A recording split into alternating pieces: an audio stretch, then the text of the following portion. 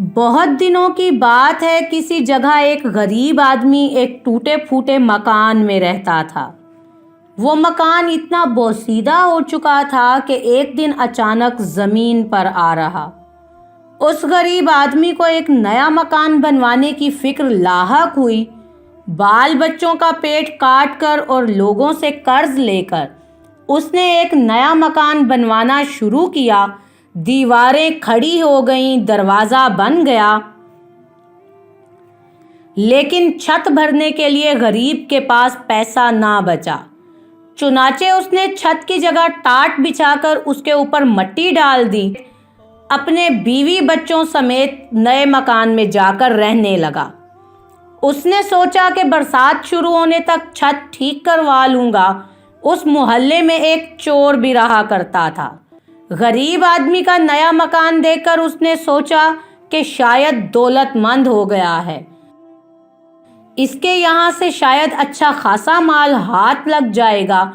چنانچہ ایک روز رات کے وقت جب سب پڑے سو رہے تھے، وہ چور اس غریب آدمی کے مکان کی چھت پر چڑھ گیا، لیکن چھت پر ابھی ایک دو قدم ہی چلا تھا کہ ٹاٹ پھٹ گیا اور وہ دھم سے نیچے کمرے میں سوئے ہوئے مالک مکان کے اوپر آ گرا۔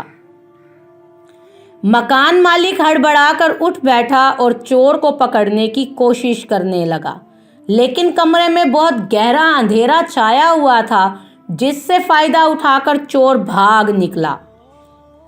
چور بھاگ تو گیا، لیکن اس کو مالک مکان پر بڑا غصہ آیا کہ اس نے ایسی نقلی چھت کیوں بنوائی۔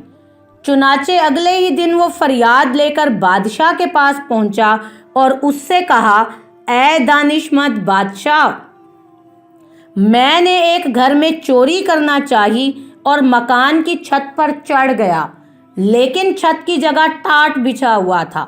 میں نیچے گر گیا اور میری ٹانگیں ٹوٹتے ٹوٹتے رہ گئیں۔ از راہ کرم آپ اس مالک مکان کو سزا دیجیے۔ بادشاہ نے مالک مکان کو پکڑ بلوایا اور اس سے پوچھا، کیا یہ سچ ہے کہ یہ آدمی کل رات تمہاری چھت ٹوٹ جانے سے نیچے گر پڑا تھا؟ جی ہاں حضور، بالکل سچ ہے، مالک مکان نے جواب دیا۔ وہ تو کہیے کہ یہ آدمی میرے اوپر گرا، نہیں تو اس کی ٹانگیں ضرور ٹوٹ جاتی۔ اگر یہ سچ ہے تو ہم تم کو موت کی سزا سناتے ہیں، بادشاہ نے کہا، اور جلادوں کو بلا کر حکم دیا کہ اس کو پھانسی پر چڑھا دو۔ غریب مالک مکان بادشاہ کے قدموں پر گر پڑا اور کہا، بادشاہ عالم، مجھ کو کیوں پھانسی دی جائے؟ آخر سزا تو چور کو دی جانی چاہیے۔ چپ ہو جاؤ، بادشاہ گرجا، تمہیں مجھے نصیحت کرنے کی جرت کیسے ہوئی؟ غریب مالک مکان نے جب یہ دیکھا کہ اس طرح بادشاہ سے انصاف کی کوئی امید نہیں کی جا سکتی، تو اس نے بادشاہ سے کہا، بادشاہ عالم، میرا کوئی قصور نہیں ہے، ٹاٹ تو راج مزدور نے بچھایا ہے، قصور اسی کا ہے، اسی نے سارے خراب ٹاٹ بچھا دیے ہیں۔ تب بادشاہ نے حکم دیا کہ اس کو رہا کر دیا جائے اور راج مزدور کو پھانسی پر چڑھا دیا جائے۔ بادشاہ کے سپاہی فوراً جا کر راج مزدور کو پکڑ لائے۔ جب اس کو پھانسی کے پھندے کے نیچے کھڑا کر دیا گیا تو اس نے کہا، مجھے بادشاہ سے کچھ عرض کرنا ہے۔ بادشاہ نے اجازت دی تو اس نے کہا، بادشاہ عالم، میرا کوئی قصور نہیں ہے، سارا قصور اس آدمی کا ہے جس نے وہ ٹاٹ بنائے ہیں۔ اگر اس نے ٹاٹ پکے اور مضبوط بنائے ہوتے تو ان پر کوئی بھی چلتا وہ نہ پھٹتے۔ بادشاہ کے حکم پر راج مزدور کو بھی چھوڑ دیا گیا اور ٹاٹ بنانے والے کو پکڑ کر لایا گیا۔ اسے بادشاہ کے سامنے پیش کیا گیا تو بادشاہ نے اس سے پوچھا، کیا یہ ٹاٹ تمہی نے بنائے تھے؟ جی ہاں حضور، میں نے ہی بنائے تھے، اس آدمی نے جواب دیا۔ تب تو سارا قصور تمہارا ہے، بادشاہ نے گرج کر کہا، اور اسے اس نے پھانسی پر چڑھانے کا حکم دے دیا۔ بادشاہ سلامت، میں آپ سے کچھ ضروری بات عرض کرنا چاہتا ہوں، ٹاٹ بنانے والے نے کہا۔ بات یہ ہے کہ میرے بنائے ہوئے ٹاٹ ہمیشہ بڑے پکے ہوتے تھے، لیکن جس وقت میں یہ ٹاٹ بنا رہا تھا اسی وقت میرے ایک پڑوسی نے، جس کو کہ کبوتر اڑانے کا بہت شوق ہے، اپنے کبوتر اڑا دیے۔ وہ آسمان پر اڑتے پھر رہے تھے، کلا بازیاں کھا رہے تھے۔ میں ان کا تماشا دیکھنے لگا۔ اس کا اثر میرے کام پر پڑا اور میں نے ٹاٹ چھدرے اور کمزور بنا دیے۔ قصور میرا نہیں بلکہ اسی کبوتر باز کا ہے۔ اب بادشاہ کے حکم پر ٹاٹ بنانے والے کو چھوڑ کر کبوتر باز کو پکڑ کر لایا گیا۔ پھانسی کی سزا سن کر کبوتر باز نے کہا، جہاں پناہ یہ ٹھیک ہے کہ مجھے کبوتر اڑا کر ان کا تماشا دیکھنے کا شوق ہے، لیکن اس میں کیا برائی ہے؟ اگر آپ مجھے پھانسی پر چڑھوا دیں گے تو اس سے کسی کا بھلا نہیں ہوگا۔ کسی بے گناہ کی جان لینے سے یہ کہیں بہتر ہے کہ آپ چور ہی کو قتل کرا دیں، تب تمام لوگ چین اور آرام سے زندگی بسر کرنے لگیں گے۔ ہاں ٹھیک ہے، بادشاہ نے کہا، سارا قصور چور ہی کا ہے۔ اور پھر اس نے حکم دیا کہ چور کو پکڑ کر لایا جائے اور اس کو پھانسی پر چڑھا دیا جائے۔ جلاد فوراً چور کو پکڑ کر لائے اور اس کو پھانسی کے پھندے کے نیچے کھڑا کر دیا، لیکن معلوم ہوا کہ اس کا قد ضرورت سے کچھ زیادہ ہی اونچا ہے۔ اس کے پاؤں کسی طرح زمین سے اوپر نہیں اٹھ رہے ہیں۔ بادشاہ کو اس کی اطلاع دی گئی تو اس نے جھنجھلا کر کہا، احمق کہیں کے، یہ چھوٹی سی بات بھی تم مجھ سے پوچھتے ہو؟ چور کا قد ذرا لمبا سا ہے تو تم کسی ایسے آدمی کو کیوں نہیں پکڑ کر لاتے جس کا قد ذرا نیچے ہو؟ اتنی چھوٹی سی بات بھی تمہاری سمجھ میں نہیں آتی؟ جلاد دوڑتے ہوئے نزدیک کے چوراہے پر گئے۔ ایک چھوٹے قد کا آدمی آٹے کا ایک بورا پیٹھ پر اٹھائے جاتا ہوا نظر آیا۔ جلادوں نے فوراً اس کو پکڑ لیا اور لا کر پھانسی کے پھندے کے نیچے کھڑا کر دیا۔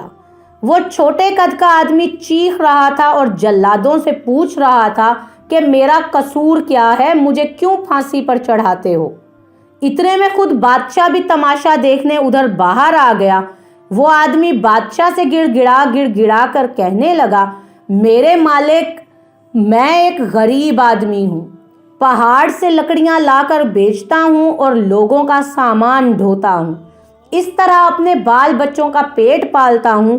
آخر میں نے کون سا گناہ کیا ہے جس کی پاداش میں مجھے پھانسی دینا چاہتے ہو؟ ارے احمق، مجھے اس کا کیا پتا کہ تمہارا کوئی قصور ہے بھی یا نہیں، بس کسی آدمی کو پھانسی پر چڑھانا ہے۔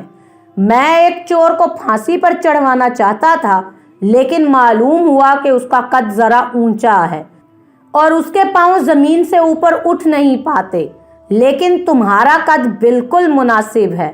چھوٹے قد والے آدمی نے گڑ گڑا کر کہا، بادشاہ عالم، لمبے قد کے چور نے مقصور کیا ہے اور آپ پھانسی پر مجھے چڑھاتے ہیں؟